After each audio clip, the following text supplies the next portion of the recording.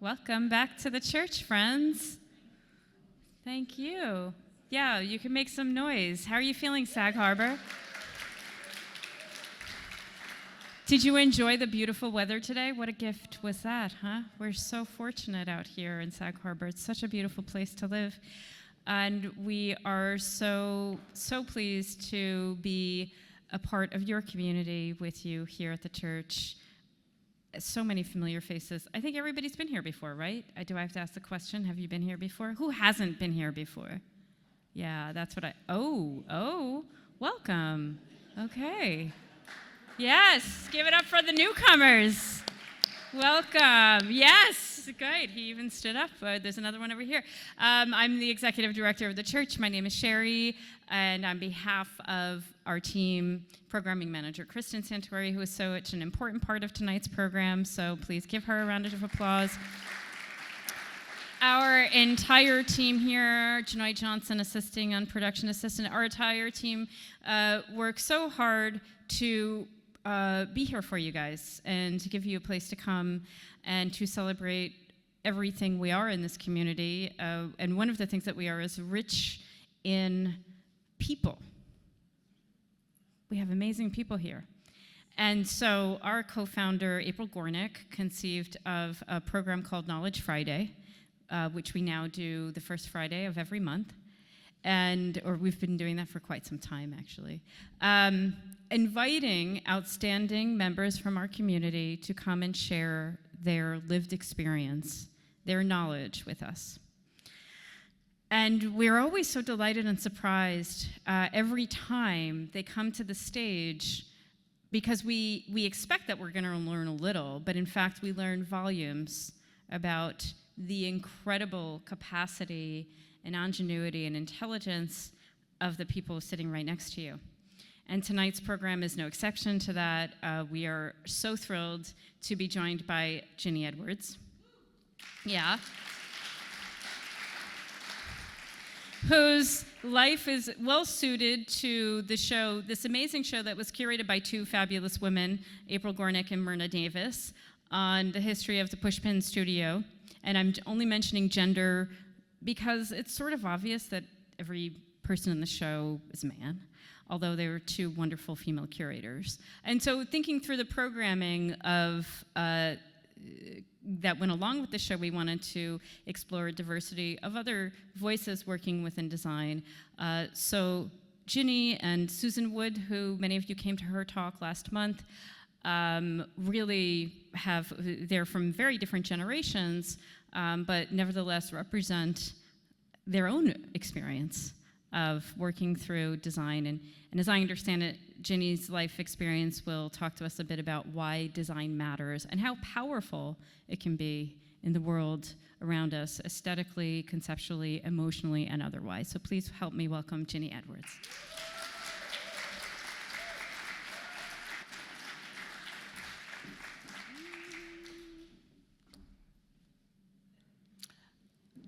Thank you, Sherry, for your kind words. Does this sound okay? Okay, good. Thank you, Sherry, for your kind words, and to the church for all that you offer this community, April and Eric, which is vast, and for mounting this beautiful show on Pushpin Studios. I'm flattered to be included in this conversation, and thank you to all my friends for coming. I do believe that good design, I'm going to go, in all of its forms, graphic design, industrial design, architecture, interiors and landscape design, can help solve problems and help people navigate life better. Graphic design is around us all the time, and sometimes at its best, it is invisible, or it can grab our attention and bring us closer. I know we're all experiencing various degrees of election anxiety now as we face this all-important election. I know I am. The world is on edge. We all desperately want our votes to be counted. Just think back to the 2000 election and the debacle of the Florida ballot. The infamous hanging chads of those ballots essentially cost Gore the election, a real-world impact of failed design.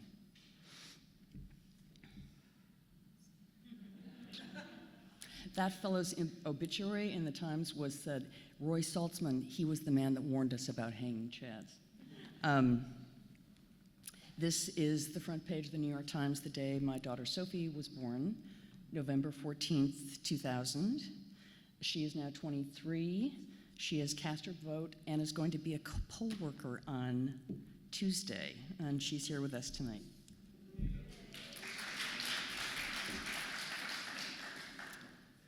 Many blamed that upheaval and contentious battle on a design flaw. The graphic design community was up in arms and vowed never to allow such a mistake to happen again. That is just one example, obviously at higher stakes, of the way that things are designed can really have major consequences in our lives.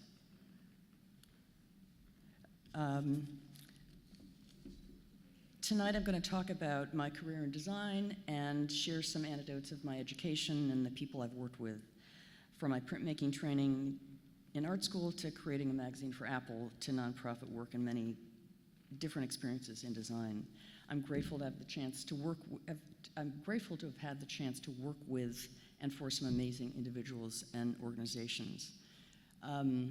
What's been most interesting for me in putting together my thoughts for this talk is that it's allowed me to look back at my influences and work, and much of it, honestly, work I haven't looked at in many years. There's a lot of talk at the church and in Sag Harbor about makers, that we are a town of makers. And I got to thinking about where I grew up and the people in my family and around me in my own family that were makers and that influenced me to want to be a visual person and to create things. I grew up outside of Chicago. My mother worked at the Art Institute when I was a child. These lions stand guard outside of the museum. I grew up around art and always enjoyed the experience of being in spaces filled with art. The peace and the serenity that those spaces create always moved me, and that's my church. Here we are in a church. That's always brought out those emotions in me from a very young age when I was kind of crawling around on the floors my mother was working. Chicago is a great city for art.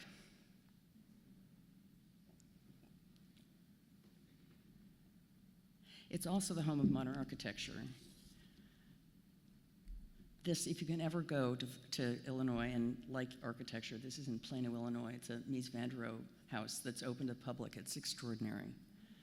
And we have to preserve the modern pieces of architecture that we have here before they get, some of them are getting torn down. There's also a lot of public art. I remember what a big stir this Picasso sculpture made when it was installed in the late 60s. I distinctly remember being in the back of my mother's car driving downtown and looking at billboards.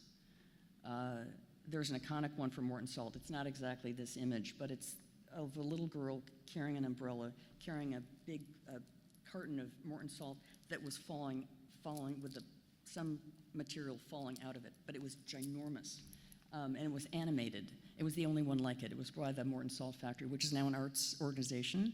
And I couldn't help but think, how did they get that photograph up there? How did they make it so big? It wasn't about it wasn't about selling things, but it was just about the scale.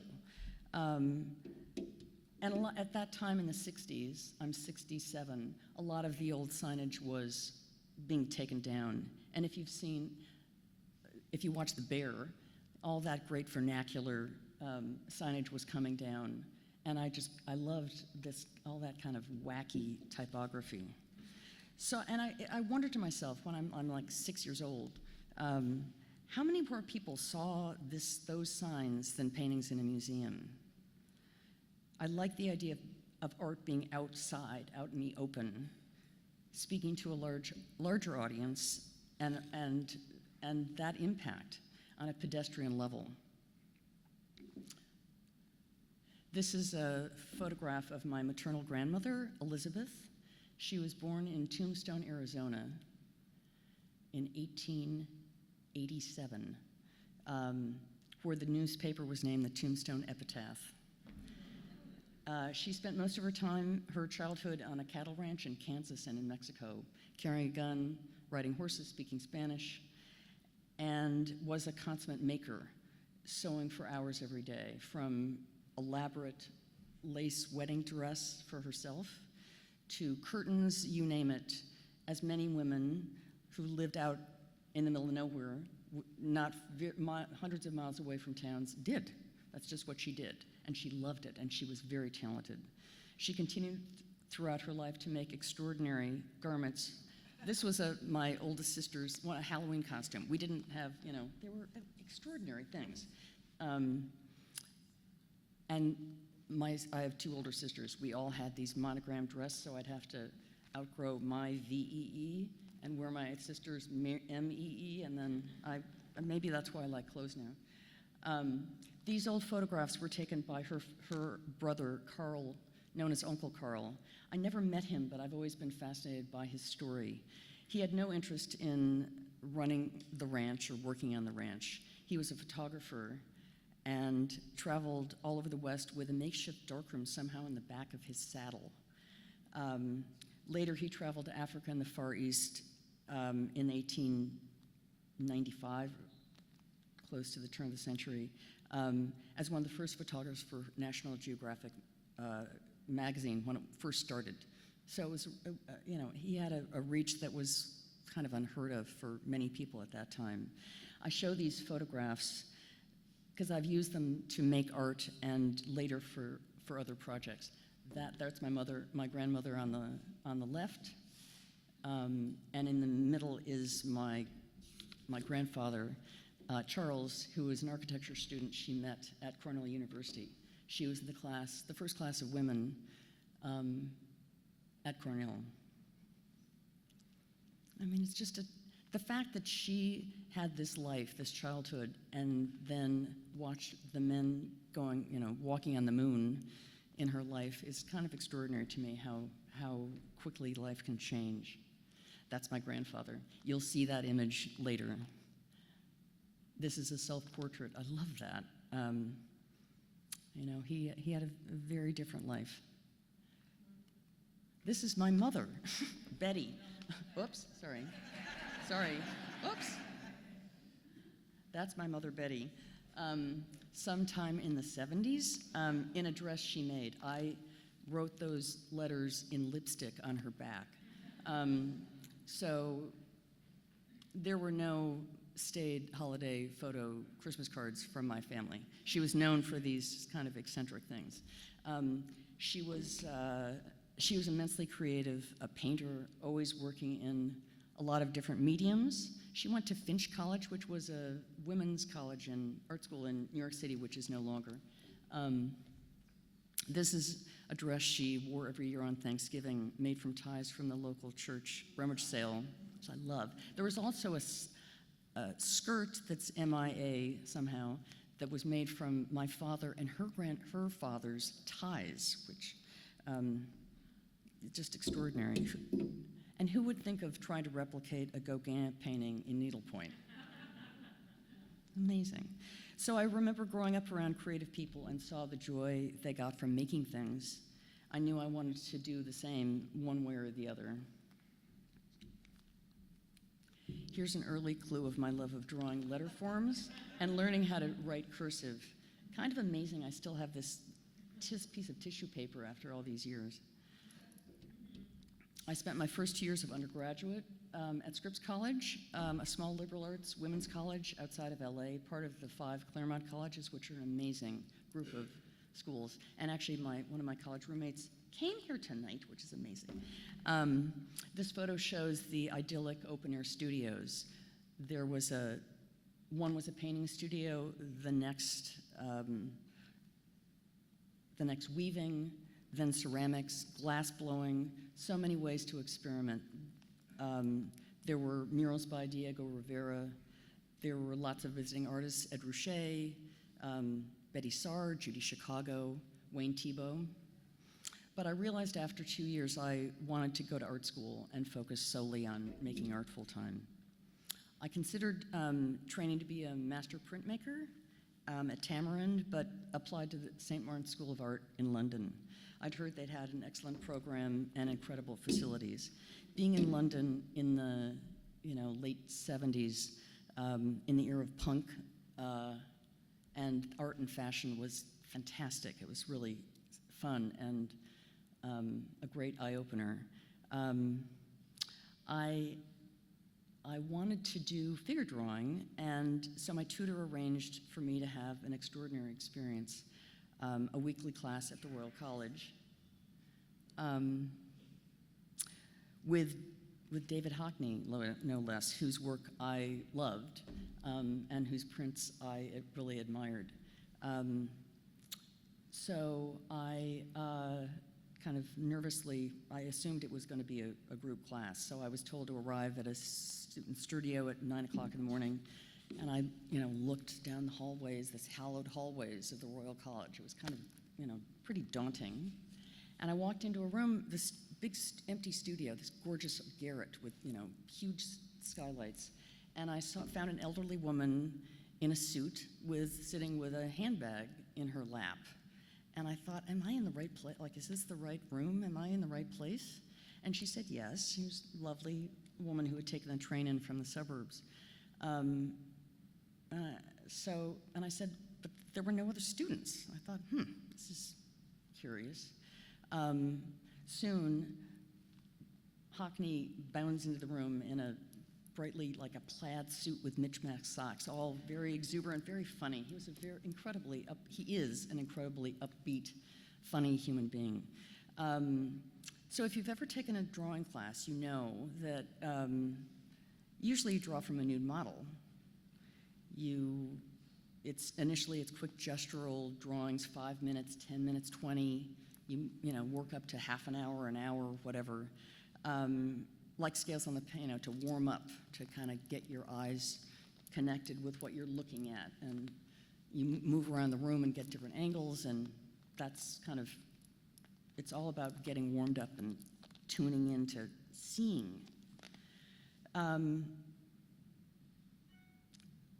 class to class, you draw a variety of bodies, men, women, young, old, big, small, in all different positions. It's about variety. So Hockney, the three of us sat, we had a cup of tea, as you do a lot of. You were breaking every hour or so for a tea there. So Hockney talked about drawing, and he asked her about her dog and her garden, and we had a nice chat. And he suggested a few things to me, what to look for, whatever, and he said he'd be back in an hour. So I started drawing her in her chair with her purse in her lap. She sat for hours in the same pose, and Hockney would come back and give some pointers and slip out again. And then I went back the next week, and there she was again. It turns out over the course of that year, I drew the same woman in essentially the same pose. It was a really fun and unusual experience, an exercise in learning how to see. I've never heard of anyone doing that since, but it was kind of fascinating. And I have a great relationship with this woman, and we were pen pals for many years until she died. I need to interject here that aside from these sketches and a few other examples along the way, I don't have many examples of my work from college or grad school, because I had the unfortunate experience, like welcome to New York, of having all of my belongings stolen. And this was pre-digital days, so I only had my work and slides of it, and poof, it was gone. So welcome to New York. This is Sculley. She was a friend from St. Martin's. She was studying illustration, and she has been a fierce political cartoonist since she graduated in 1980. She introduced me to her professor, Edward Booth Cliburn, her illustration professor, head of the Royal Academy of Illustrators, which is their professional organization. Over the years, he'd received letters from artists all over the world, from political cartoonists and dissident artists from Russia and all sorts of places where they didn't have freedoms. And somehow some of their letters got to him. their work was censored. They had no access to see any kind of art from anyone all over the world. Regular art, we're not even talking about anything of political or any suggestion of that. They just were shut off from art altogether. And their work was censored, and they were completely cut off. So Cliburn wanted to try to come up with a way to share their work, to find a way to share their work, and take work to show them, to show their work, but bring some work back. So he invited 4 art students, including me, to go on a trip to Russia under the guise of going to the Hermitage to see their enormous collection of Impressionist art, which is phenomenal. We would also be meeting with these artists in secret. So we had clandestine meetings off campus to plan the trip. It was very my only experience with being a spy. And I was given a suitcase that had hidden zippers and compartments and was taught how to use a tiny spy camera. A few months later, we flew to Moscow. We would be on a tour at the Hermitage looking at art. It was all very well orchestrated that, at a certain time, we'd go from this gallery to the next, and you'd excuse yourself and you'd walk down the hallway. We had like blueprints of the museum. You'd walk down this I'll go down this staircase, and the other one, half an hour, is going down that staircase. And we'd go down the back hallways, and we would meet a van that was waiting to pick us up that took us across town to this brutalist apartment building, to a small, so we found ourselves in this apartment, a small apartment with I remember it had it probably was a quarter the size of this space, much lower ceilings. And there were probably 75, 80 people there, packed into a small space. And there were all these artists that somehow he had been able to reach and come together for this evening. So we took them a lot of books. They had brought in their work. We took photographs. We heard their stories. It was a very intense and very raucous night, and there was a lot of vodka. And there's my camera. I wish I had that thing. It was about this big. How old were you? I was 20, and I never told my parents about it. Probably was very dangerous. I probably what was I thinking? But anyway, his idea worked, and Edward published a supplement to the Illustration Annual that year. Many of the artists chose not to sign their work in fear of retribution. I stayed in London another year and considered staying longer, but I already had 4 years of college, and it was time to graduate. So there were some artists who taught at the University of California in Santa Barbara whose work I really admired. So I decided to go there to finish my BFA. This is a print I did, one of the last prints I did in London. It's an image from Uncle Carl of a volcano in South America. It's a collotype print, which is means you print off the emulsion of film versus a limestone plate or a metal plate or a silk screen. It's a very fragile medium in that you're actually printing off of emulsion film, so you only get an edition of fiber prints max. After doing very technical printmaking in London, I wanted to go to the other extreme. The technology of 4-color printing had become very advanced, so much so that the US government was very concerned about counterfeiting of currency and stock certificates. So they pulled all those machines off the market and required those companies to make all their technologies retrograde. So all those printers we have could be so much better. So I applied for a grant from George Eastman House, and they sent me a ginormous color Xerox machine like this. It was just huge. It was, and I was asked to make a body of work to be shown later that year in their first exhibit of art made from Xerox machines and other forms of blueprints and whatever, of non-traditional printmaking. I made a series of artist books. I worked at the Santa Barbara Museum of Art, learning how to design exhibits. I did invitations for art shows. It was my backdoor to graphic design.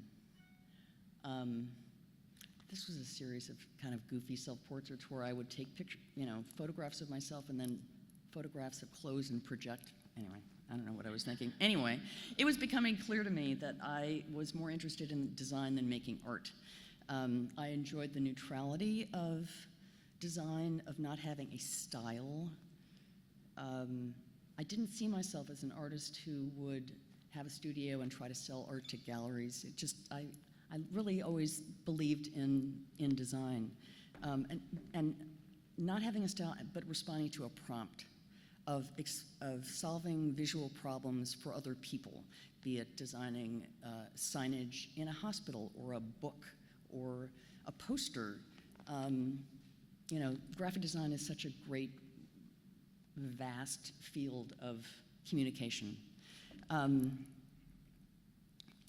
So I moved to San Francisco and started a master's program in graphic design at California College of Arts and Crafts, which is now called California College of Art. At the same time, that's just a project from then, a designer who's very much still at it, April Griman in LA. At the same time, I started a business with one of my sisters, who is an interior designer. We had always wanted to have a business together that married interiors and graphics, let us travel, and supported cottage industries. We decided to start a business designing rugs that were made in Hong Kong, in India and Hong Kong. We named it Virtu. That was our showroom. We had an office south of the market in San Francisco, a rug showroom downstairs, and a design studio above. I wish that was my car. That car in front was mine, but it wasn't. Look at that chocolate Porsche. It's cool. I would fly to Mumbai, then Bombay, once a month, get on a train and then on a bus and in a car, another car, and go to villages where oftentimes there would be 2 or 3 generations of families working together on our rugs.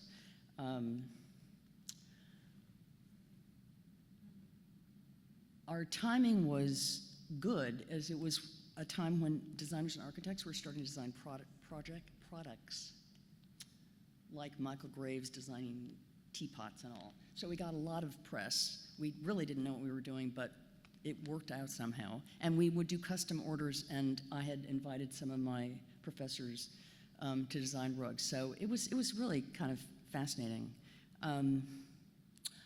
At the same time, I worked for John Casado, who was the designer who kind of created the identity for Esprit. He also did the first identity for the Macintosh. It was a really fun. So I learned about making catalogs, directing photography, and all of that. And it was one of the first brands to use real people as models, which I've always liked, and I've always kind of gone that route in when I can choose. This was for a series of work I did for Modern American Clothing, which was a cool boutique that showed interesting kind of smaller fashion brands. In 1986, I was recruited to design a magazine for Apple. And from a design and engineering standpoint, Apple was doing something they considered to be pretty revolutionary. And for a designer, it was heaven because they were such a design-driven company, paring things down to the bare essentials. When oftentimes clients are asking you to, like, you have to make it bigger and, put the price on, they were just, it was so elegant, and we were really, Jobs completely understood the essence of kind of paring it down to that kind of, the simplest, purest look to express what we were trying to, what they were trying to express as far as their technology. But the company was in a huge transition, and the business wasn't doing so well. The board was trying to remove Stephen Jobs from his own company and brought in the CEO from Pepsi-Cola, John Sculley, who's the fellow on the right, a very corporate shift. It was a charged atmosphere. So the magazine I was asked to design was really essentially a PR project. Jobs was a huge fan of the Whole Earth catalog, and its ethos. Apple wanted to show that it was still going to change the world and remain countercultural despite Mr. Pepsi-Cola running it. The idea that was that the magazine would be good news, a bit environmental, a bit touchy-feely. It was to be called the Gaia Project, and it would be sent to their stockholders and who Apple considered to be the 10,000 most interesting people in the world. There were 4 full-time staffers whose job it was to create that list. So it was like the Dalai Lama and John Lennon, Muhammad Ali. It was crazy that, these jobs then, that was Apple then.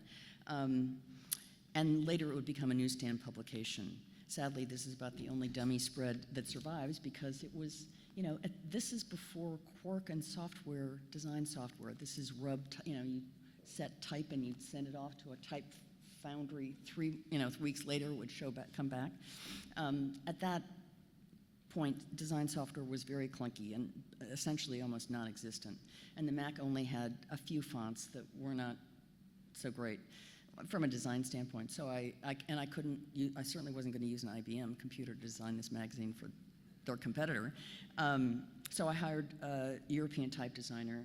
I produced about 10 spreads, and I presented the dummy and I put together a budget for jobs in Sculley, just the 3 of us in a boardroom. That was pretty scary. Just this big table and me and the 2 of them on either sides, and Jobs at that point looked like he was about to break out in tears all the time. Really, it was really traumatic for him, and understandably so. So I prepared a budget. I showed the work. I prepared a budget. And I basically said, this is a dream project, but I really don't think it's wise for the company to do that. Its business was not great, and they were in the publishing business. So I said, thank you, but I'm kind of shooting my project in the foot. I didn't say it quite like that, but basically was. And so there was kind of this silence, and they both clapped, and they were very nice. So they asked me to stay on. So I stayed on for a couple more years and did other special projects for them. At that point, it seemed that likely that Apple would just be a company that produced computers for schools. They were the first to offer software for students and for others with special needs, so I did a series of ads and catalogs for these programs. It was the first time I'd actually done advertising. We might have forgotten that in the late 80s, the concept of having a personal computer was an alien thing. We had meetings wondering, like with the industrial designers and whatever, interior design people at Apple, we wondered if we'd have to offer options like wood grain and painted finishes to match your interior. And we literally designed a series of tea cozy covers for these. Remember how big they were? They were big and heavy and fat, and they put out a lot of heat, which was actually not that safe. So it actually was smart to turn them off and cover them up.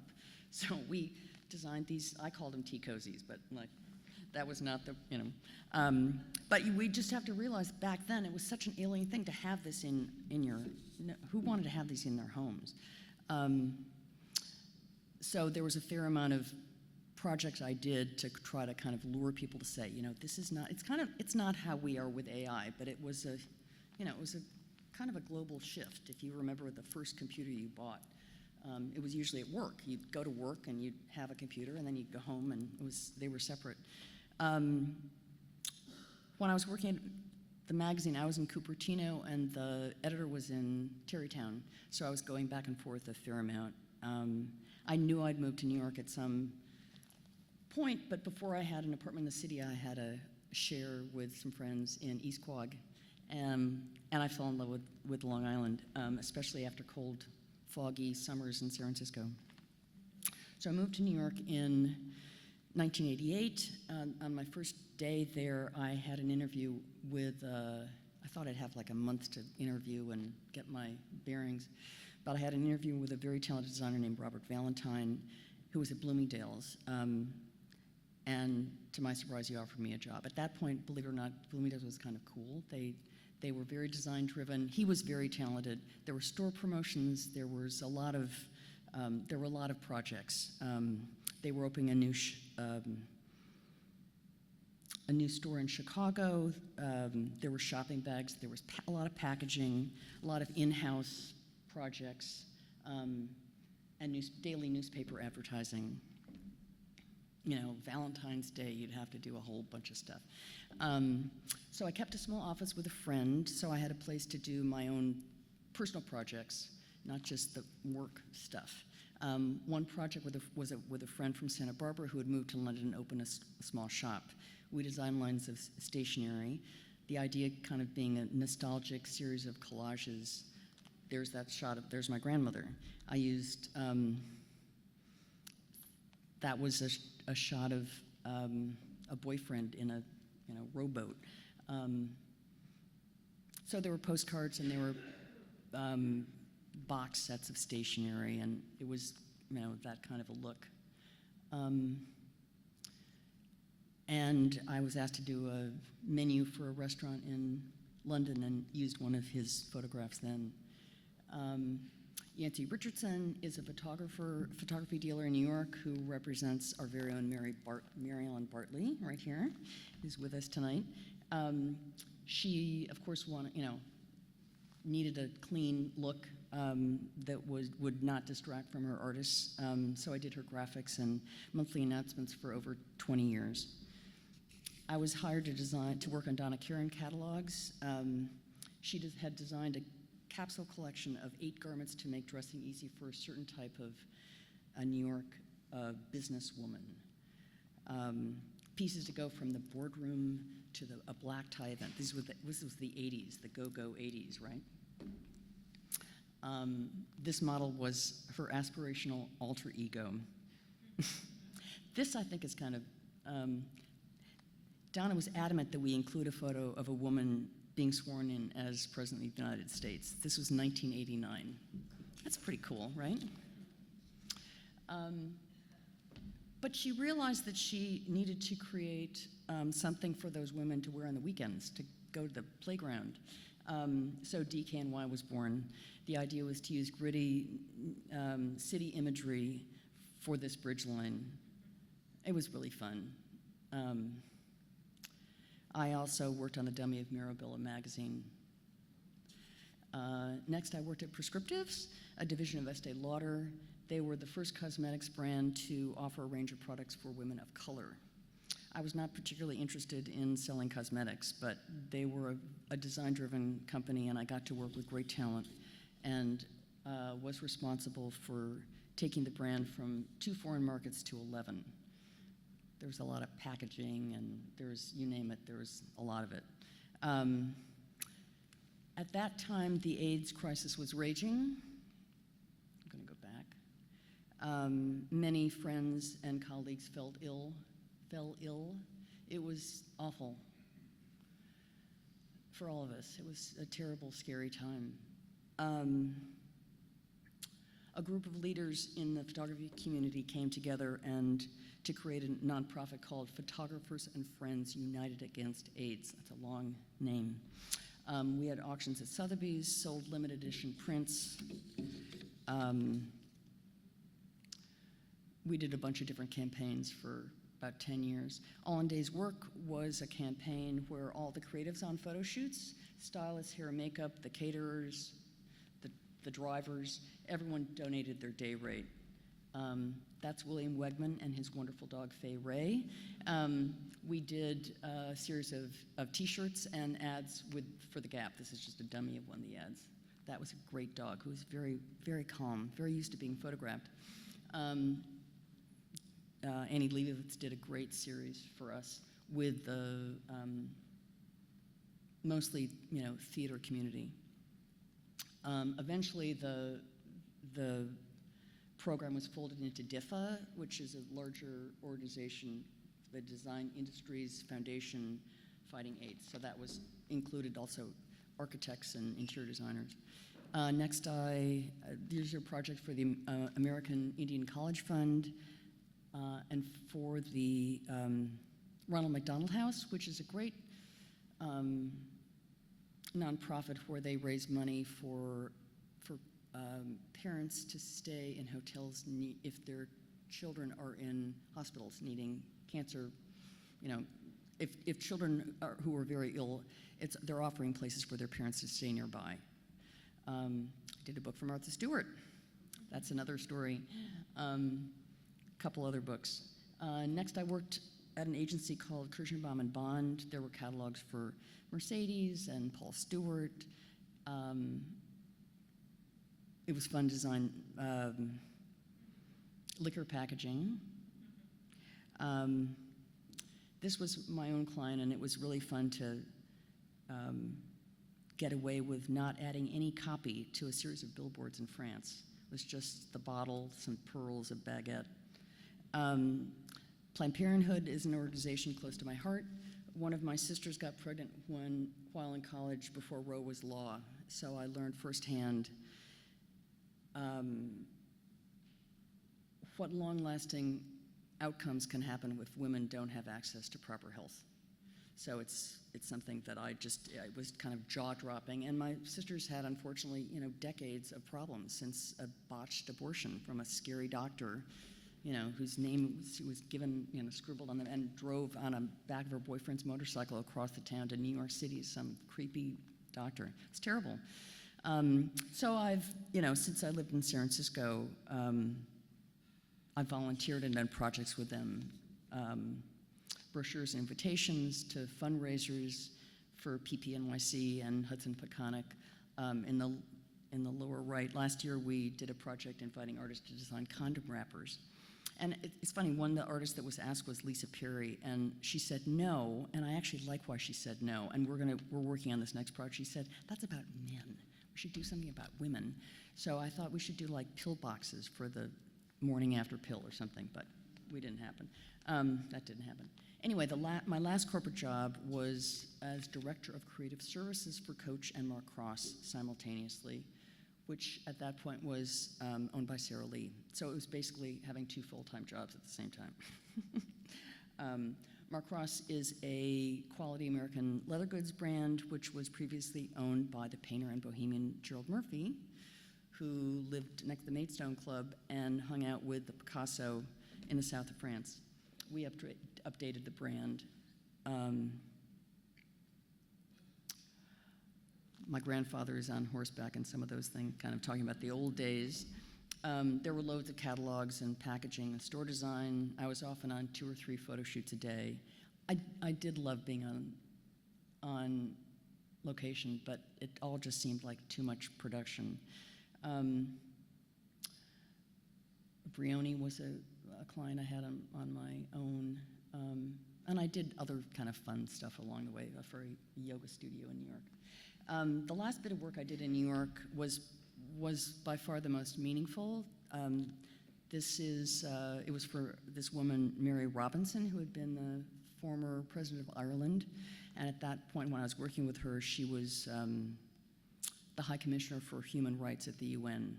I was introduced to her from the woman I shared my office with, taught at Yale, and we did a lot of work for different foundations, and she made the introduction. She's a remarkable woman who's still very engaged, and it was really inspiring to work with her. She is an incredible force, but to work on projects to champion social and political and climate justice issues.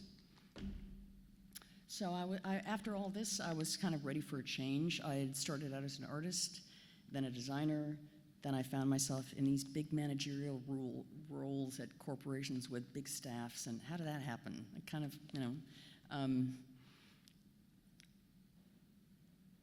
I had always been more passionate about my nonprofit projects and kind of was having, it wasn't robbing Peter to pay Paul, but I had these big jobs, and then I was really liked these other things that didn't pay as well, and I couldn't kind of figure it out how to make that.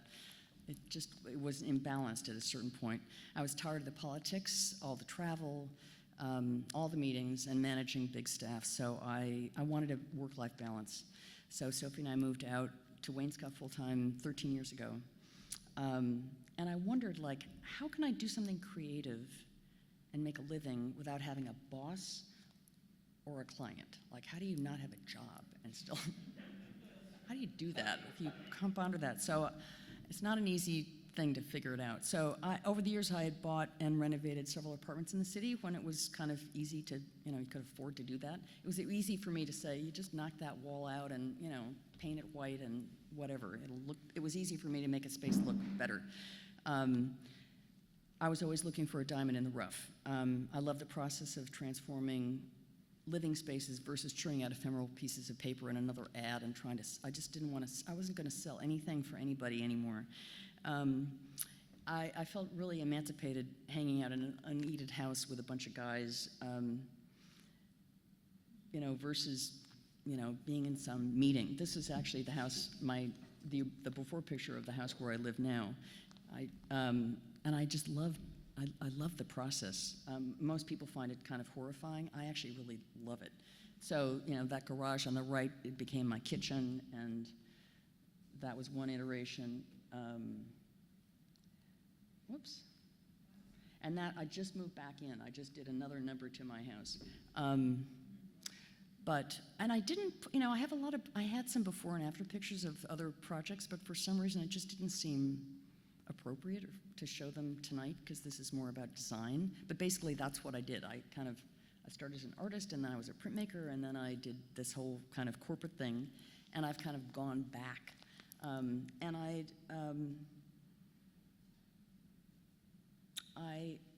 When I moved out here full-time, when Sophie went off to college, I really thought my plan was that I would buy a houseboat in Sausalito and fix it up and kind of go back and forth and spend the winters there. But the longer I stay here, I realized I really love this community, and I wanted this to be home.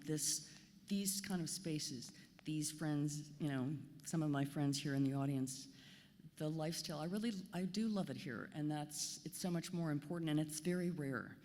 These kind of creative communities don't exist everywhere. Is that it?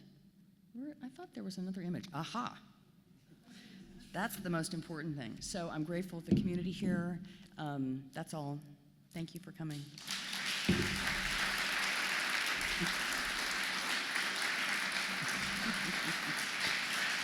Thank you, Ginny. Do we have any questions in the audience? Any questions? Questions? April? That was so engrossing. Thank you so much. And I was wondering, when you were doing some of your campaigns, like when you had the little drawing of the 3 women doing yoga and the Right. yoga, did you draw those at that point? I drew those, yeah. I would do my own, I can draw, so I could do those. Some other project, and I didn't put a lot of other personal work, but I would, I would do what I could do. If I didn't have the right look or hand, I would, Do it I would yourself. hire an illustrator. But a lot of times I was doing it my own, just because I love to do that. And I also, even as I was getting, it was kind of funny when I looking through this, I kind of got so far away from I'm drawing now. I'm like going, we all kind of go full circle. Also, graphic design, when I started before computers, it was cut and paste, and, Darrell, there are people here that from those eras, it was, you'd cut things, you were making things by hand. As things became more and more on computers, it was incredible, the facilities, but I was less connected from it. And then I kept getting to be the boss, so I was, managing people and taking things in-house, and it was fascinating, and I got to work with Avedon and all these amazing talents, but you get more disconnected from it. And I didn't like that. And I also didn't want to spend my time staring at a computer all day. I liked, a lot of graphic design is kind of therapy work in some respects. Someone comes to you and says, I have an idea for this business, a startup business, or I'm an art dealer, or I'm a, shoemaker, whatever it is. And you ask questions and they think, I need this. And when you kind of drill down, maybe they don't need that at all. Maybe they need something else. So it's problem solving, it's just a different kind. So it's really always, that's what I liked about solving those problems. It is just solving problems and what's appropriate for that person or for that time period or that brand or whatever, all the talk of brand. And a lot of this work, this is kind of vintage stuff right now. This was before everybody had their own brand, right? And everything was, everybody was making their own, you know. It was a different time, but it was the beginning of that branding. But I would always like to do, whenever I could get my pencils out and do it myself, I wanted to. And I really want to get my pencils out again. As much as I like doing three-dimensional spaces, I'm really enjoying drawing and making art again, just for fun, just for me.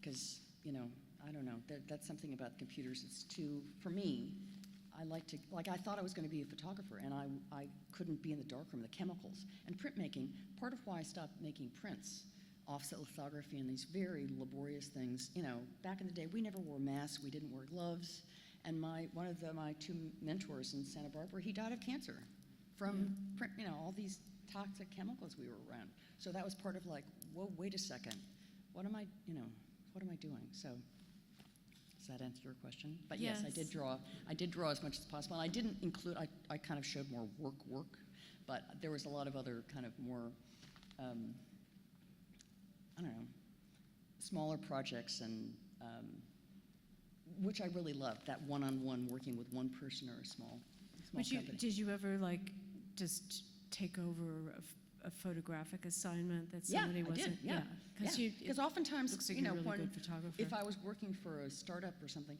they didn't have money for me to hire some, you know, photographer. So I would do everything. You know, I do lettering. I love the lettering, right? I would do calligraphy. I love that.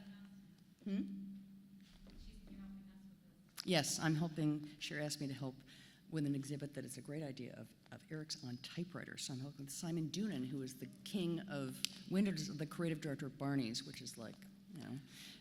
So that's been really fun. So yeah, whenever I can get my hands dirty, that's the most fun. It's too cold not to. So. I didn't make that sign. I love that sign, though. I just was driving down Stephen Hand's Path the other day, and I said, yes, lest we forget. You did, yay! Yay! Thank you. Thank you very much. Thank you very much. I hope, you know, anyone. Thank you for making that sign. It's quite wonderful.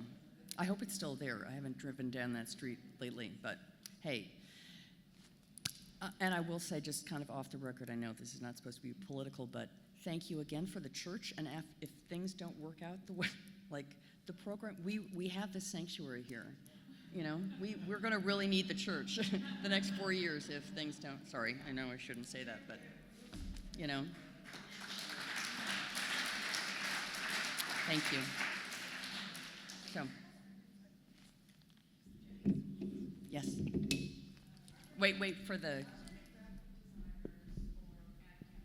come to mind as things that you really admire today. Are there any graphic designers or ad campaigns that come to mind that you like today? And next question, are you available for private commissions? For you? Yes, of course. Absolutely. For anybody. Absolutely. Who's, you know, there's one of, and actually I think I mentioned his name to Kristen, someone that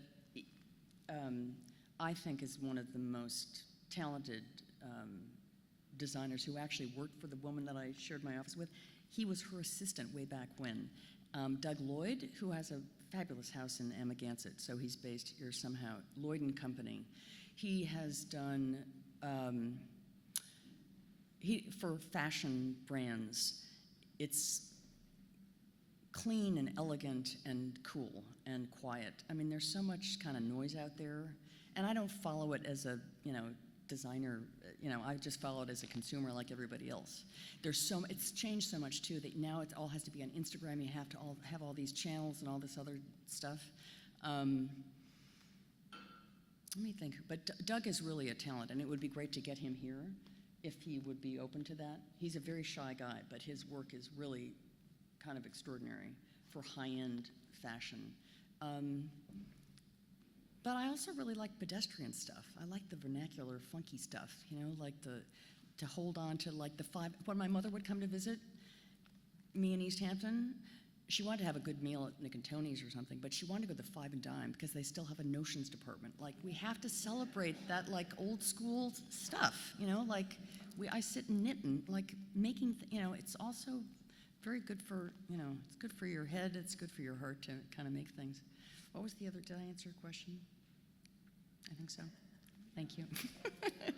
I'm available, yes, I'm available. But there are other people that are faster, Eric. I'd love to dig a little deeper into design stuff, which I don't know anything about. But the fact that we're sitting in a room of what in the 60s became a groundbreaking sort of re-examination of how to represent and stuff, at which sort of looking at that, thinking about that, looking at your early work, drawing work, et cetera, and then when you moved into graphic design, a cleaner, more geometric, more minimalist kind of approach, 3 colors kind of feel to it.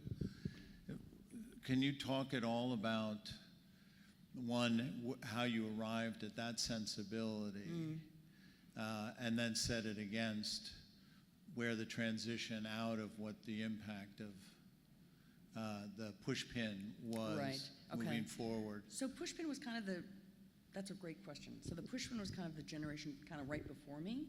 I saw the Milton Glaser exit. Milton Glaser was very much a part of when I was coming up and going to the design conference and whatever. He was kind of the grand poobah in some respect, one of them. And what an incredible human being he was, and how he, the vast number of publications he created. He created whole industries of sharing information. And these are illustrators. So there are illustrators, and then there are graphic designers, and there are photographers. And, there are these, we're all in this together, and you, depending on the client or depending on the project, you kind of pick up who has that right hand. Who's, well, if you think of what's, I'm not looking to see what year these kind of are, but think of what this is from the public theater. Think of what Paula Scheer does for the public theater now, that are kind of boom, kind of in your face. They design and art always reflect the times, right? So they get grittier, they get faster, they get whatever. To me, I always thought design was receding. I was pulling back my hand in many respects. It was always my eye, I like this shade of blue versus that one. Or I think, Eric, if I'm going to design, you're this font. Or I'd give you some choices, but I see you kind of going this route. What do you think of these 3 photographers? Or is this the right tone of voice? Because a lot of it is tone of voice. I always think you should be able to, like, throw your business card or brochure or whatever out a window, a skyscraper, and someone should be able to pick it up and get a sense of who you are and what you do, or it doesn't work. So it's really about you. It's not about the designer. So you recede, your likes. I mean, it's always your likes. You're always subjective, right? But I think also the great talent, the bosses. I had great bosses like Robert Valentine at Bloomingdale's, Jim Gager at Prescriptives, who went on to be MAC, MAC Cosmetics, which is pretty radical, using drag queens and whatever. That was very forward.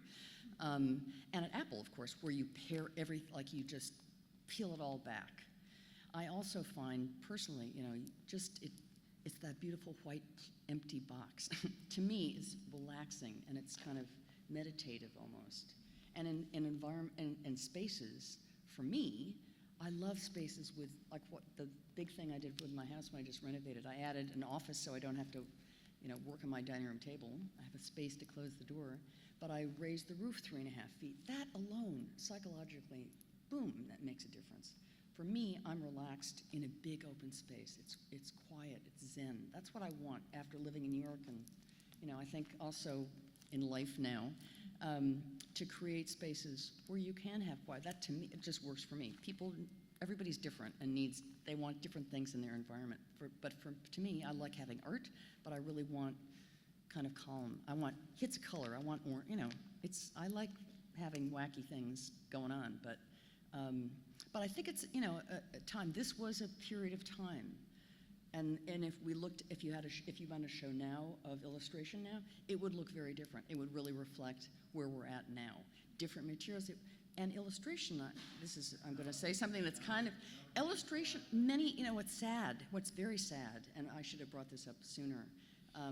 Many of the illustrators that I worked with, especially like at Bloomingdale's, there were all these companies and there were all these magazines that don't exist anymore.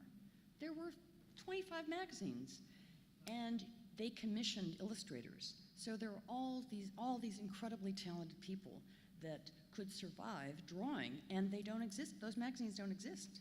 So how would you describe today in terms of that? You say it would look different. well, think of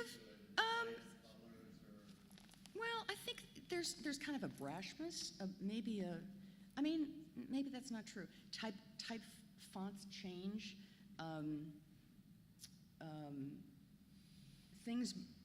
Things are bolder and kind of faster now. Think of New Yorker covers.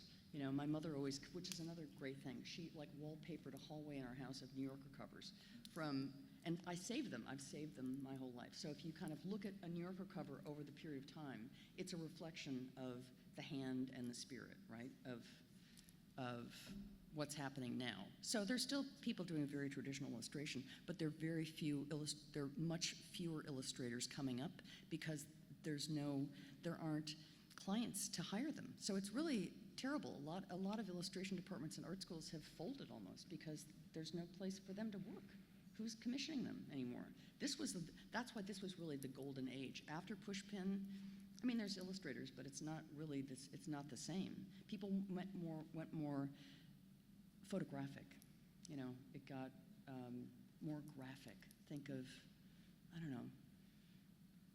Photography took over, but it's also a lot of the magazines. All those magazines folding, put a lot of people out of business, really. Right? Would you think that also you said computer technology, the tool has changed the Radical product? Yes, exactly. And a lot of people along the way, everybody got a computer at a certain point, and everyone can like design their own whatever. I have a friend, a cousin, who's a graphic designer or what, So, not that, it should be inclusive. Everyone should have access to tools, right? And a lot of, kids in high school are much faster at doing Photoshop than I'd ever be.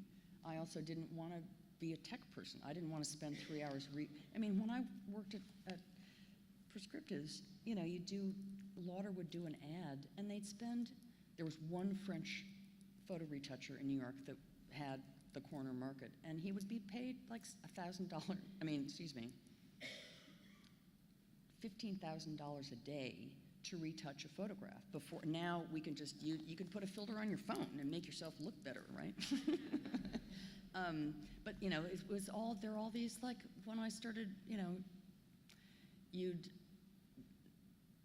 to do a book, you'd say, I think I want to use, Times Roman, and I think the leading should be like this, and I think the line length, and maybe the page, and maybe it's going to be, maybe I want it to be like this. That looks okay. And you'd send it off to a type foundry in Maine, and 10 days later, you'd get a package, a sample, and you kind of go, no, maybe, but maybe not. And then, you could tell, now the client, you get a job, your client expects you to be the illustrator, be the photographer, be the typesetter, and have it done within 24 hours. So there's a real time frame. There's less of a graciousness. There is no fax machines. There is no, you got a job and you're just supposed to do it, no matter if it's one person or there are 50 people working for you. It's just this, it's faster. Everything has gotten faster. And that's maybe, and, maybe I was, at the last era where I had these big jobs, and I was taken in a car to go from here to there every day.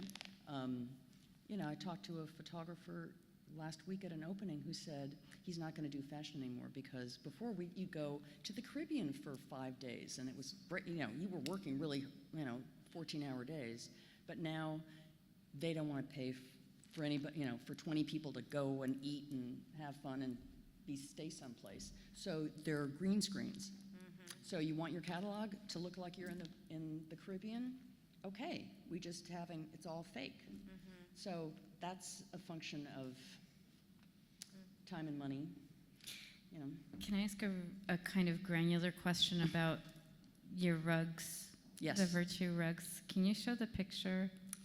It's terrible. I have a bad example. No, the ad. You have an ad, and it really is sticking in my mind because I'm curious about what the rug is. The rendering of it looks like the image is that the rug includes the border of an image. Is that accurate?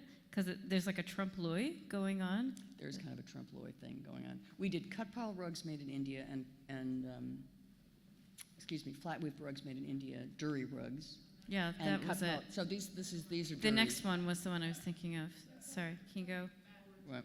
That one. Yeah, so where is the rug? Is even where the vacuum is part of the rug? That was kind of a funny, I don't know why they propped it like that, but the rug is, you know. Oh, okay.